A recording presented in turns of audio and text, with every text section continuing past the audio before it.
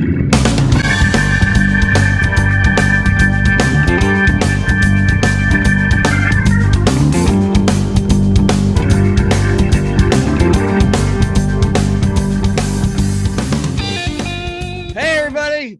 to this week's episode of there you go, Picking and Putting.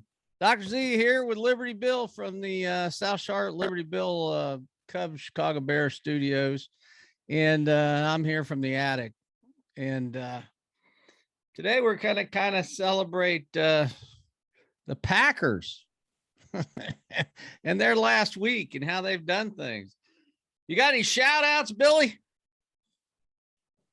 Yeah, I actually will give a shout out to Mr. Justin Fields. Welcome to the party, my friend. Yeah, that's pretty good. I think he's going to be just fine. He showed up. Yeah, I got a couple shout outs. I was giving a shout out to Jordan Love for suffering through what he's had to do the last week. Who knows? I don't know. And how about his family getting the last row seats? I've just gone invisible on YouTube here, so let me see if I can turn on the invisible man over there. Yeah, there I go. I'm back. I'm back. Hey, I like that. I like that invisible man stuff. Yeah, the other two, I got a couple other ones. One was Curly Lambeau, and we'll get into why him. And then, of course, the twosome that I think represent two major league sports in the best way possible, and they should be living together, Kyrie Irving and Odell Beckham Jr.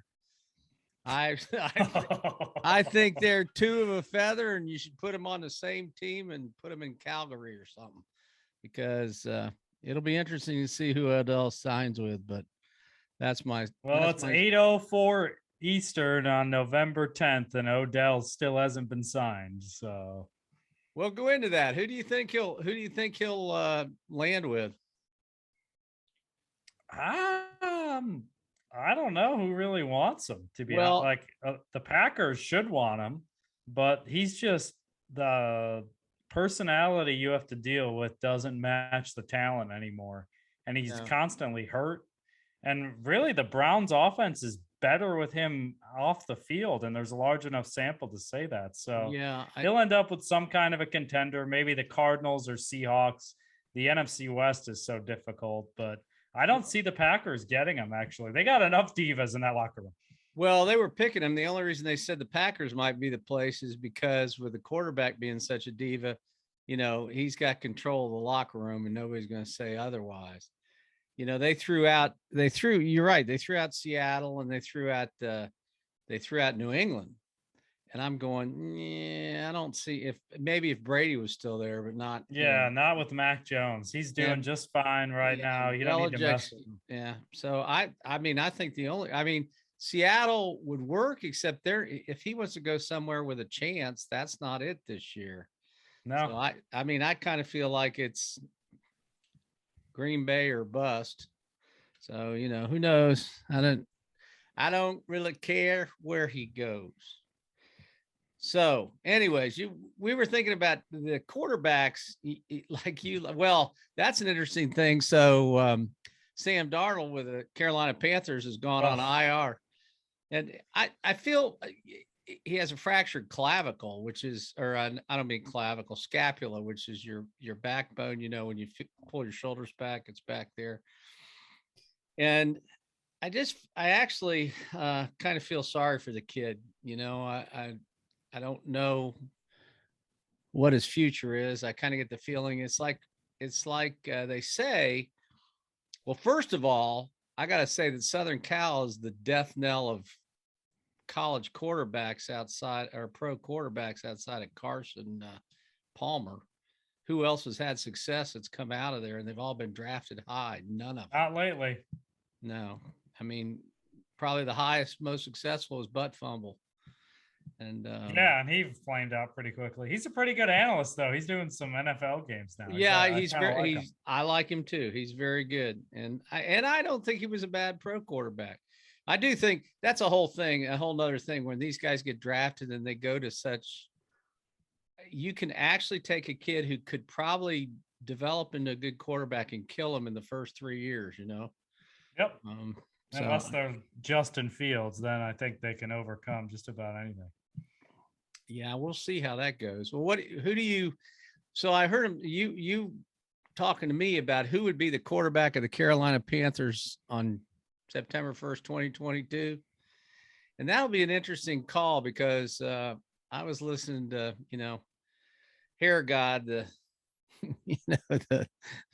ESPN draft analyst. Oh, Mel Kiper? Yeah, Mel. And Mel was going, well, he's got his number one. He said they're about 5 or 6. And he's got his number one being that the highest that he had him going, any quarterback would be 18th or 19th, which I don't believe. I'll believe somebody will go higher. Quarterbacks always go higher. They always do. But he was picking the kid from Pittsburgh. Yeah. Kenny Pickett. Yeah. And, he mentioned Sam Howell. He mentioned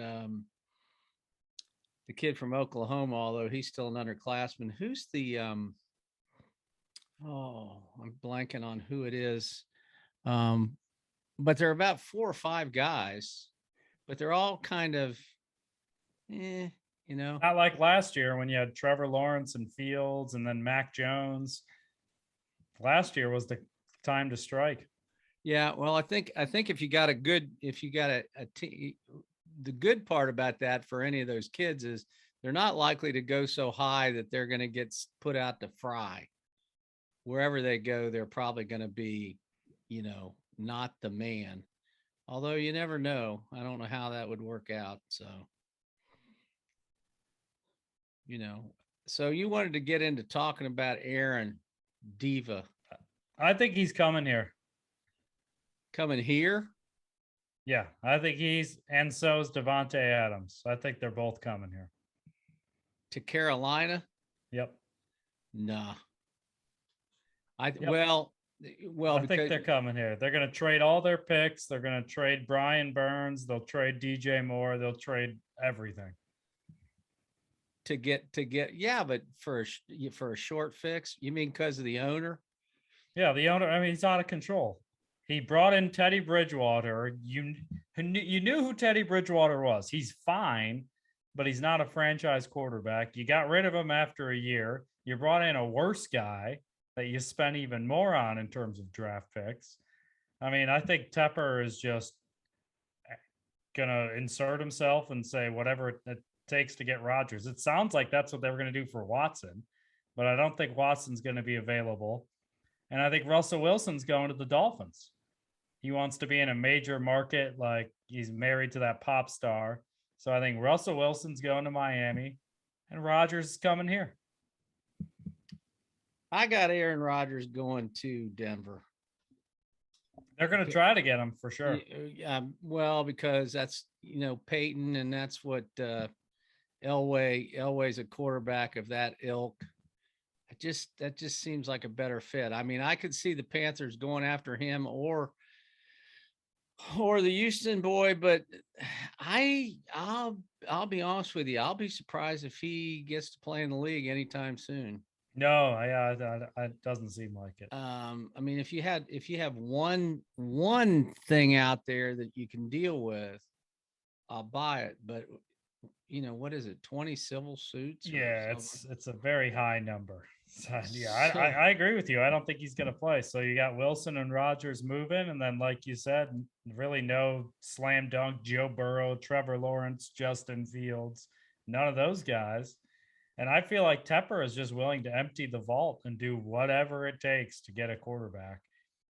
Well, what do you think? What do you think about Aaron's immunization? I mean, there's a reason his family doesn't associate with him. He's been acting real weird lately. The pandemic's changed people, and I think he's gotten real weird because he didn't have any friends or family to hang out with, so he just spent a lot of time on the internet. Apparently now he's good friends with Joe Rogan. That was my favorite line of the whole thing was, "My new good friend Joe Rogan." And that was in response. They asked him, what doctors, what medical people have you spoken with? And he kind of went on, and then he goes, but I did speak with my new good friend, Joe Rogan. Not who you ought to be getting medical advice from, in my opinion. Well, I like that he keeps going on the old, was it Cincinnati guy, that the really funny guy radio podcast show. Oh, McAfee. Yeah, Yeah, McAfee's in a tank top, like in his he's going studio. on with McAfee, and that's his where he does his press releases. Well, I think, yeah, I hear you. I think one of the part about this that's sad is this has been going on for a year, before the season ever started. And then the NFL is totally in bed with it every bit as much as the Packers. Because if you remember at the beginning of COVID, was it the Saints or who lost a draft pick over this stuff? All of a sudden now it's totally fine. Well, they got a $500,000 fine, lost a 6th-round draft pick, something like that. So they fined him $14,500, and they fined the team, I think, $300. Yep. And that's it. And obviously, they didn't adhere to protocols, whatever the NFL protocols were. Not that he wasn't, he had apparently done all this and appealed to them, but then he went to the Halloween party and they got pictures of him. He's not wearing a mask, and he's. Well, you know how much his absence impacted the spread against the Chiefs? No. Oh, 6 points. It Yeah. went from the Chiefs favored by a half point to the Chiefs favored by 6.5. So that's where I was sitting. I was laughing watching the game because that probably cost them the number 1 seed in his last year with the Packers. Yeah. So you don't get a bye anymore.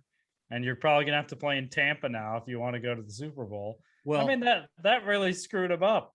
Well, and you know what else? He I heard that he actually, had COVID. In other words, he wasn't feeling too well this week. So he may, in fact, not necessarily play this Sunday. Yeah, because he has to test on Saturday, and he could play. Of course, he could play Sunday. He doesn't have to, know anything. He can Zoom the playbook. Oh, all that. So he doesn't need to work out necessarily. He can do that at home on a bike or whatever. But there's been guys that have been tested positive on Tuesday or Wednesday, but they're vaccinated. So then as long as you test negative twice by Sunday, you're good to go. But for Rodgers, he was out 10 days. Yeah. Well, yeah. I think because he actually truly had COVID. Yeah.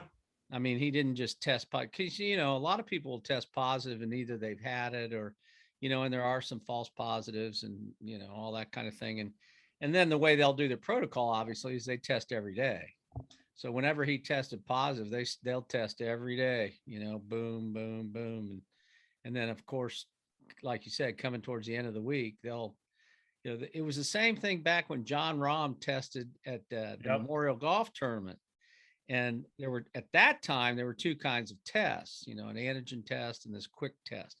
The quick test literally takes less than 10 minutes.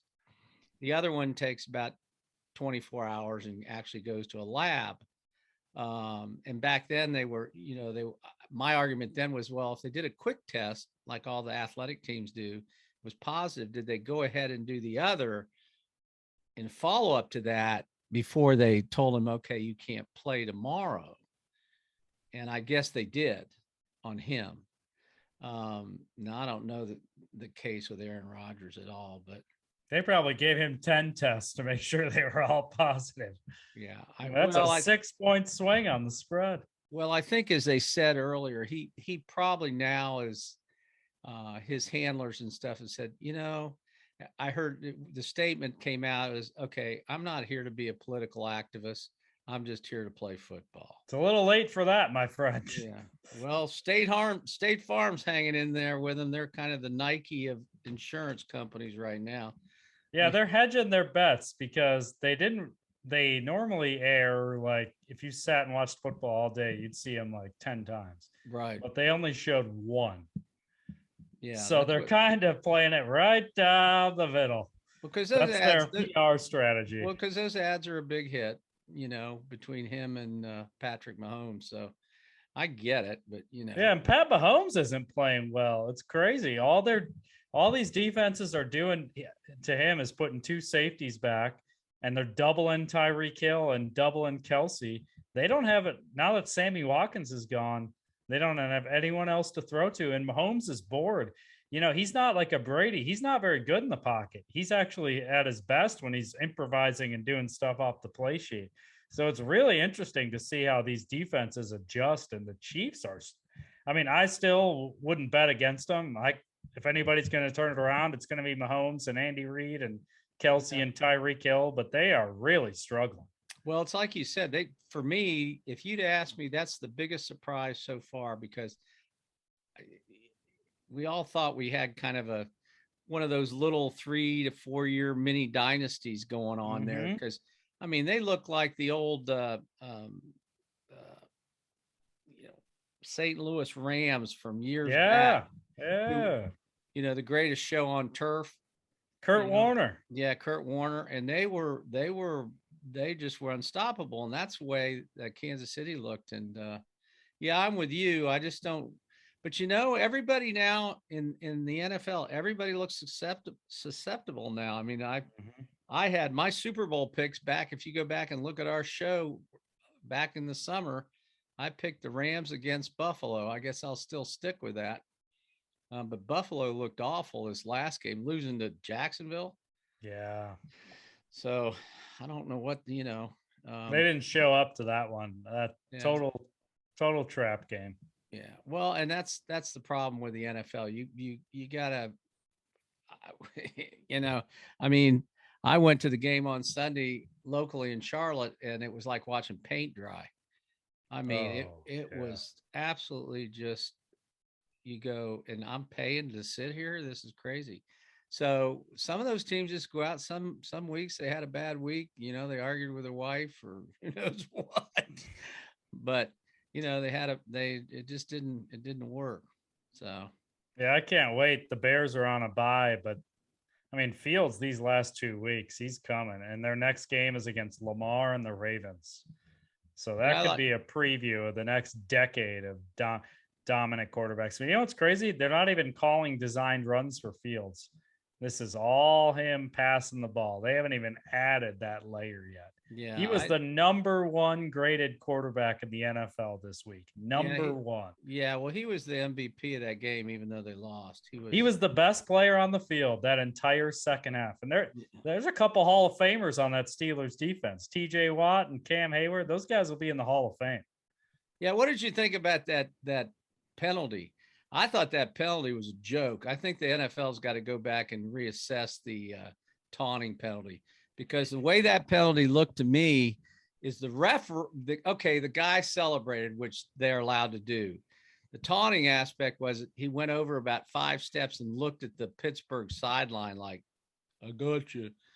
But then when he ran back, the referee backed into him and bumped him. Yeah, that was weird. That was just weird. It was almost like he initiated so he could throw the flag. I don't know. Well, my tinfoil hat theory on these rules that the NFL does, like this taunting rule, is Goodell wants people to talk about his game on Tuesday and Wednesday. And the best way for sports shows to fill time is stuff like this taunting rule.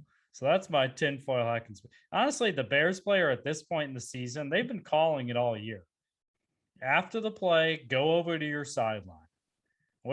I get that he used to play for the Saints. They cut him. Or the Steelers cut him. So I get that he's all fired up, but just go to your sideline, dude. You don't need to do the karate kick and yell at him and all that. Well, I mean, it's just like, they've gone full-fledged the other way. I mean, they're complete hypocrites, and the rule is totally subjective. It's not, the officials already have too much on their plate. And to add something completely stupid like this, I mean, the NFL's in the wrong here, but that said, it's week 9. They've been calling this stuff. Get back on the sidelines, dude. But it's the same way with celebration in college and targeting. The celebration thing in college is just total BS. These are 18 to 20-year-olds, and they're excited. Yep. And you should when they go over and chest bump, and then the ref who's in the end zone always stands and watches the guy, make sure, he's not doing it. Let him celebrate. I think you could have a very clear rule. you're not allowed to stand over someone and like, Yes.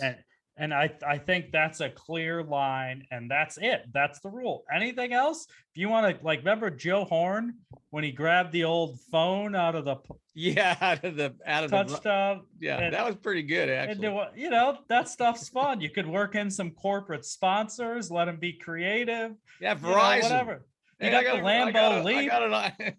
You know, like, how far is this going to go? Are they going to penalize a Packers player if he does the Lambeau leap? I mean, that's the point. But in college, I go to enough college games that they do call them more. Well, their equivalent is the taunting rule. Okay, they call the celebration rule, which is just crazy, especially there. If you in and of itself, let the kids celebrate. I'm tired of that one, but. So they should just eliminate that, barring taunting, like you said. And they very rarely are doing the standing over. They're just running over running over and going crazy when a guy intercepts it and whatever. But the other one is the targeting. And when you're in the stadium, for example, I was there at the Wake Forest, North Carolina game, and they, you didn't even know what they were looking at. Somebody had scored or something. And then all of a sudden the ref says, we're reviewing the play, and you're going, what are they reviewing? The guy ran untouched, and they were reviewing for targeting. And then he says, oh, there was no targeting. But my point to this was, okay, kids are taught now and enough know helmet to helmet and all that stuff. A lot of these are just hard hits with, shoulder into the upper chest area and stuff. And if they want to call personal foul 15 yards, fine. But the way they've got it right now is that if they call that and throw the flag, personal foul, and they call possible targeting and they go with it, then the kid's eliminated from the game and it's 15 yards. If they decide it's not targeting and it's just a strong hit or, a nasty hit, they pick up the flag. And I still think, okay, you can have personal foul for that without throwing the kid out of the game, and then say, okay, if it happens twice, you're out. Yep. But they throw them out of the game, in the first quarter and stuff. I understand. You know what they should do? It's similar. So the NBA, for ejections, for arguing, if you get a certain number of them in the course of a season, you get suspended for a game. That's what they should do. If you get 7 targeting penalties, we have a problem here. You're headhunting. You're going to sit a game. But it affects a lot. And then in the second half, if they get kicked out, they got to sit out the first half of the next game too, which is absolutely ridiculous. Yeah, I think that's crazy. Well, to answer that question, Bill Lambeau wouldn't have played half the season if that was the bad boys. I love the bad boys. The bad boys. I mean, it was. Well, change the subject right off the top here. What do you think about? I was, this year in college football is just crazy.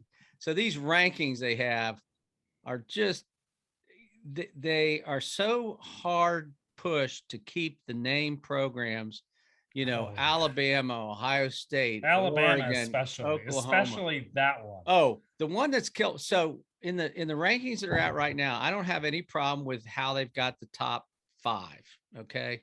They moved them up. Michigan State lost, but they put Michigan ahead of Michigan State, and they both have 1 loss, and the 2 of them played head to head. Michigan State beat them. So how can you put Michigan ahead of Michigan State? Why play the games? Because why even play them? Well, because they lost their game a week later. Come on. And why play the games? And Ohio State is ranked 1 behind Oregon because Oregon beat them head to head, and that's fine. But and they, everybody wants to worry about Cincinnati. Well, where Cincinnati is right now at 5, as far as I'm concerned, they're kind of. Here's the one that gets me. The way I see it playing out is I see Alabama losing. I heard him talk about, well, a 2-loss Alabama could be the first playoff team with 2 losses. I'm going, that's why they put them up there. That's exactly why they put them up there. That would be total bullshit. Sorry, folks. Yeah, it would. I mean, because that's why they did it. Well, my hope there is that Auburn gets them and it becomes a moot point, and then that Georgia gets them and they get 3 losses. But I honestly believe that Georgia probably will beat them, but don't be surprised. They've got some weakness too, and I wouldn't be surprised. They really do. Their Auburn offensive line is down. You could end up Auburn getting them, and they could end up Texas A&M against Georgia. So if who Bo knows? Nix, for Auburn, as their quarterback goes, they go. He has some real high highs and some real low lows. Well, I mean that could happen, and the Big Ten, Oregon, I don't trust. Like somebody said, I think Oregon could lose to. Oh no, Oregon, according to the analytics, is number 17. They're only up there because they beat Ohio State. Well, yeah, and I think they could lose to Washington State. I also think they probably will lose to Utah, and then so they lose, they're out. Ohio State is going to have, Ohio State has Purdue, and they got Michigan State, and then they got Michigan. Now, and then the Big Ten championship, and they got the Big Iowa. Ten. Yeah, well, so if they run those tables, then they're there. Yeah. Oh, yeah. Clearly. Okay, so that's not arguable. Yeah, that's not a debate. Now the only way that ends up is if they cannibalize each other. So let's say Ohio State would lose to Michigan State and then beat Michigan, and who the hell knows what the numbers are about who goes where when that happens. And then the other one is that's still undefeated is Oklahoma. Now they finished their last 3 games. They've got Bedlam. Well, they got Oklahoma State, and they've also got Iowa State, who's not ranked, but they're not. They're kind of like the Purdue of the Big 12. Iowa State is number 6 in the analytics. Really? Number 6 in the nation. Yeah, that guy can coach. Yep. Yeah. They've had some fluky stuff. Iowa beat them on a bunch of interceptions and fumbles and all this stuff. Well, they've got one other game. They're with a ranked team. I'm just blanking, but they just kicked Texas's ass. Yeah. Well, I mean, so anyways, it'll be fun to see if I go Cincinnati. I really would love to see him. Just give him a shot. Let him play Georgia. Right now, I'm betting. If I'm putting my money down, I'm putting down my 2 cents. I'm going Georgia, Ohio State, Oklahoma, and Cincinnati. That would be a lot of fun. That would be a lot of fun. That would be good. Well, that would be Oklahoma, Ohio State, and Cincinnati, Georgia. Yep.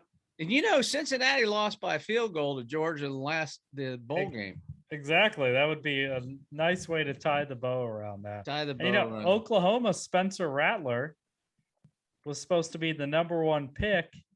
He got benched, and now this Caleb Williams is performing like the best quarterback in the nation. So Spencer Rattler, that's going to be a nice find for somebody in the transfer portal. Well, I was just going to say, there goes the transfer portal, baby. Yeah. I hope Iowa backs up the truck. Let's get him some sponsorship, get him some deals. Let's get Spencer Rattler in town. Well, that's like I kept telling you when Sam Howell's stock has dropped a little bit with North Carolina this year. They started out the year he was going to be a Heisman, and I've seen him for the 3 years, and he's a good quarterback. And I said, I could see him coming back for a senior year because he's really enjoying it. Yeah. They're going to be better next year. Yep. But the kid who's behind him is the May brother. Drake is the brother of his dad played at North Carolina, and his brother played on the national championship basketball team a couple of years ago. Hit the shot, the 3. Drake May. Yeah. Well, he hit the that 3-pointer against what was it, Kentucky or whoever the hell it was. Yeah. Kentucky. Yep.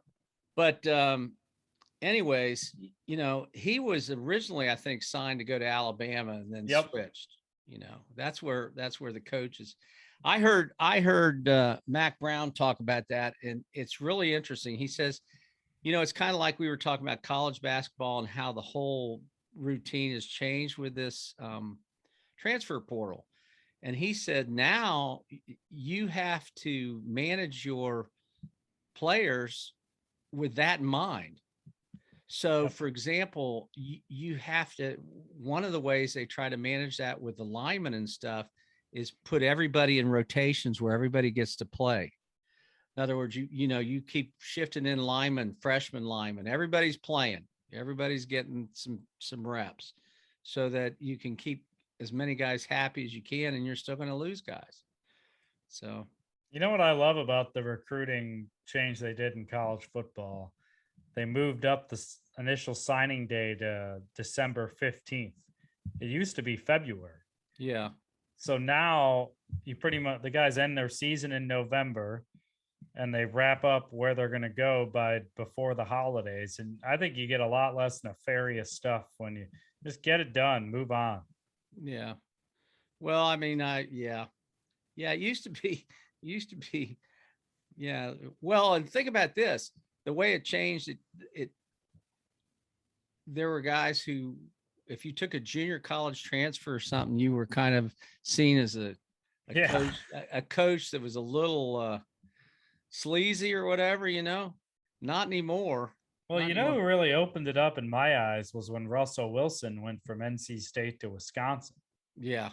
Right. That was kind of the first one where it was like, whoa, because Wisconsin always had these shitty quarterbacks. Yeah. And then Russell Wilson comes in and it's like, oh, wow. That's what that looks like. Well, here's the other thing. How many of these kids? Well, my God, I mean, Joe Burrow. He's sitting on the bench in Ohio and at Ohio State, and he ends up, number 1 draft pick and national champion at LSU. And he looks the part now in the NFL here in year 2. He really does. He looks like the real deal. Well, Mitchell Trubisky was Mr. Ohio football, and then he didn't get recruited by Ohio State, so that's how Larry Fedora snuck up there and got Mr. Ohio football to come to North Carolina because he didn't get to go to his dream school.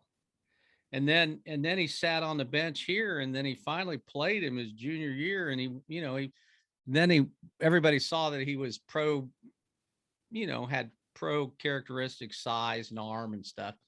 And so then that was the whole argument. He only played 7 games. How do we know, how do we know what he is and stuff? That, mark my words on that one. He's the backup in Buffalo, and he will be a starter next year. They will use him as trade. They will use him not because of injury. No, trade bait. He'll just be not because of injury. He'll be someone's straight up starter. Yeah. No, I don't think so. I do. I do. I think, hey, Bill, you need to look at his statistics for the last year he was with Chicago. They weren't bad. His completion rate was 70%, and he had like 14 touchdowns and 5 interceptions or something. I put that all on your crappy coach and stuff. I don't put that on the. He's not helping. No. But I'll tell you one little thing, but it's a big thing in terms of the difference between Mitch and Justin Fields.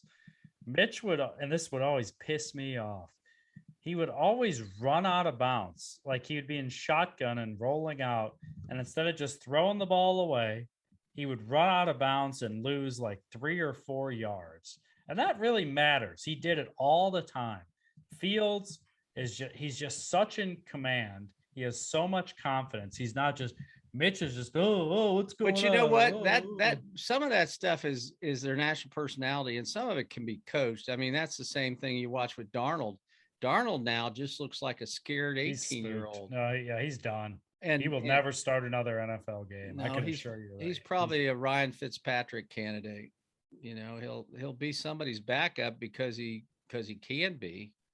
But that's back to the statistical stuff you talk about.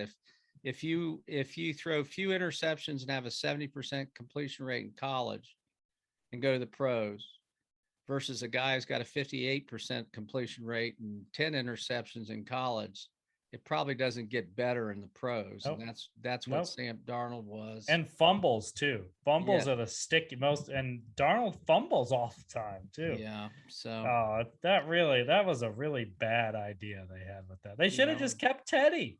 Whatever. Yeah, well, Teddy's going to be somewhere else next year. Even he will. But maybe him and Trubisky will battle for a starting job somewhere.